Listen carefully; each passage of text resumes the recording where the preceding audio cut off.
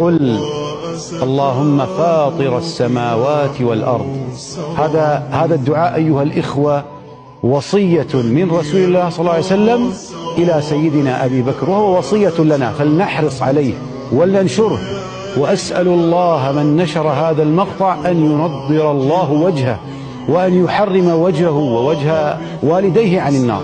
انشروه واحفظوه أيها الإخوة وحافظوا عليه. قال له صلى الله عليه وسلم: إذا أصبحت وإذا أمسيت وإذا أخذت مضجعك قل اللهم فاطر السماوات والأرض عالم الغيب والشهادة رب كل شيء ومليكه، أشهد أن لا إله إلا أنت، أعوذ بك من شر نفسي ومن شر الشيطان وشركه أو وشركه، وفي رواية أن أقترف على نفسي سوءا أو أجره إلى مسلم.